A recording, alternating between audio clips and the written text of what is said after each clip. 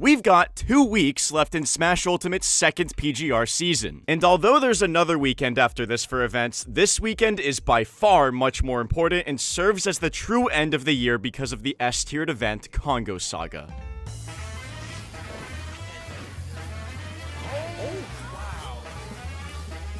But why exactly is Kongo Saga so important, and why should you be excited about it? Well, that's exactly what we here at Pro Guides are about to tell you. And if you're looking for some last-minute help on preparing for Kongo Saga, check out our on-demand coaching on ProGuides.com. Our new Pro Pass grants you free passes to our Play with Pros platform along with a plethora of exclusive content, all posted daily. Make sure you don't miss our new Pro course with MK Leo himself, a new one with ESAM, as well as others coming soon. But with that out of the way, let's talk about the biggest reasons why Kongo Saga is a must-watch event for any Ultimate fan. So you probably hear the term S-tier being thrown around a lot in competitive Smash circles, but it's hard sometimes to contextualize what it means. A really complicated formula calculates event value, but in short, the tier of an event provides a shorthand for how important an Ultimate event is based off of how many top players are competing, how much money is on the line, and how many people are entering the event in total. And S is the highest tier an event can be on this ranking.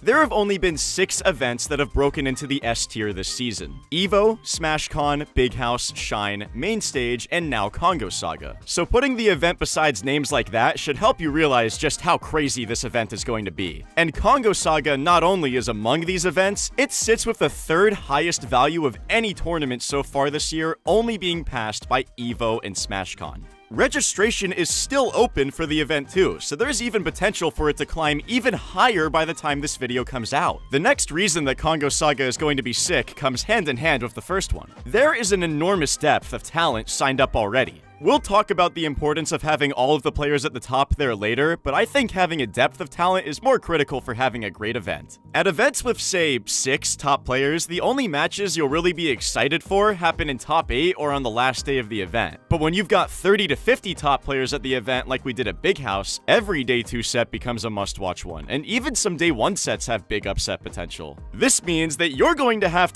that second monitor or squad stream setup ready for this event, because there'll be at least 2 must-see matchups going on at the same time all weekend. Another reason to keep your eyes glued to the big event this weekend is that this will be the first really huge event since the release of Terry. There's been tons of discussion on exactly how good the character is and quality performances at locals littered all across the world, but it feels like we don't have a definitive answer yet on how good Terry is. So hopefully Kongo Saga will let us know if Smash players should be as afraid of these special move inputs as FGC Twitter would lead you to believe. But it is important to keep in mind that Terry development in Ultimate is still in its infantile stage, and a lot of players probably don't want to risk their final big event on a DLC character. So we may not see nearly as much Terry as some would hope for, but you're going to have to be okay with what we do end up getting. Also hailing from the 6.0.0 patch, we'll probably be seeing a slight uptick and maybe even some upsets from the handful of characters that were buffed in that patch. You can check out our patch notes video from just a few weeks ago to see exactly what got changed. But for a refresher, the characters who got buffed were DK, Kirby, Jigglypuff, Robin, and King K. Rool. We haven't really seen any mains of these characters put up hallmark performances so far in Ultimate, but we've seen top players dabble with some of these characters. The most notable example being Tweak, who has sprinkled DK and K. Rool into some of his sets throughout Ultimate. Don't get your expectations too high for these guys though.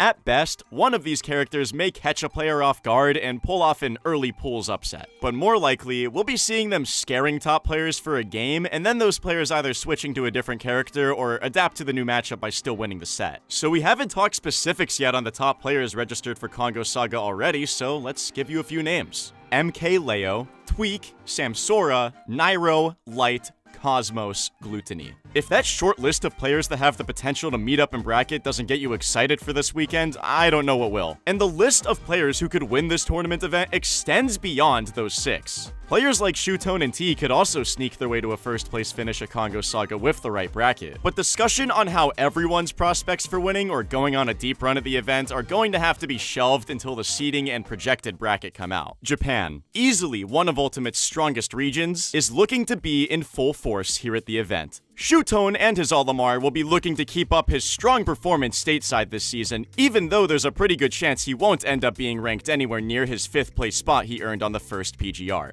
Pac-Man's champion T will for sure be adding a few more wins to his incredible resume that already includes Mars, Samsora, Light, and Gluttony, to name a few.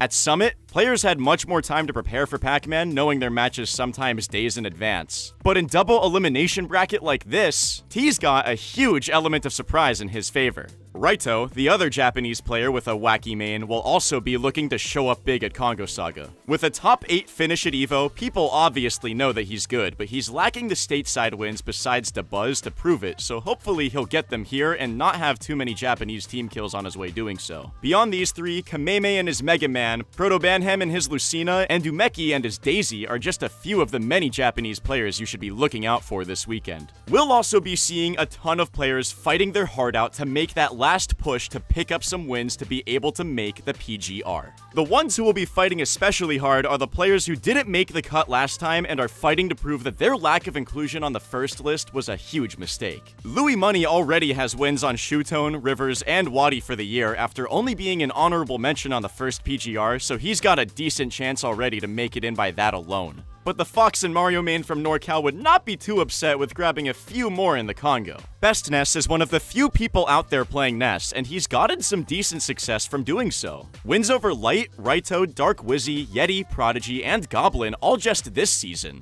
So he's good for the ranking, no question, but he's been so close to closing out some Game 5 sets and just falling short against Mudace at Super Smash Fest or Senji's Pac-Man at Glitch 7, so hopefully we'll see him finally clean this up at Kongo Saga. And then there's Elegant, who's had a weird year after not being too active early in Ultimate. He's going to be carried heavily by his low-tier City 7 performance, where he double-eliminated Samsora and beat Cosmos. But he's got wins over players like Esam and Goblin to supplement it as well. Luigi is a character that feels like is talked about more than he's actually seen in bracket. Everyone knows about how good his grab is and the combos he can pull off, but we don't ever see in a bracket. So hopefully Elegant can change this at Kongo Saga. And beyond all of this, there's still so many storylines and thread to follow coming into this event that it's impossible to give them all the time they deserve. So let's just rapid fire throw a handful at you before we end off this video. Will MKLeo finish off this season only finishing at first or second at PGR events, or will Lightning finally strike twice at the same event in the form of 2 crazy upsets? Can Tweak shake off the controversy from DreamHack Atlanta that has appeared to put even more stress on his recent sharp decline in gameplay? How much Pichu will we see from Void and Nietono now that the character has seen a soft resurgence? Gluttony has essentially steamrolled through all of his competition in Europe over the last couple of months, only really dropping sets when switching off his main, so how will this translate stateside where he has generally performed well? And what Californian hometown heroes will rise to the occasion and defend their home turf? I feel like with each of those bullet points, I just got closer and closer to becoming the Fish Anchorman from SpongeBob. I'm getting carried away. That does it for this video. Let us know any players that are going to be in attendance at Kongo Saga that you're excited to see duke it out, especially if we didn't get the chance to talk about them. Also, let us know who's your pick to win the event, especially if those projected brackets are out by the time you get to see this video. Also, make sure to subscribe to Pro Guides and put those notifications on to make sure you don't miss out on any content on the competitive Ultimate scene in the future.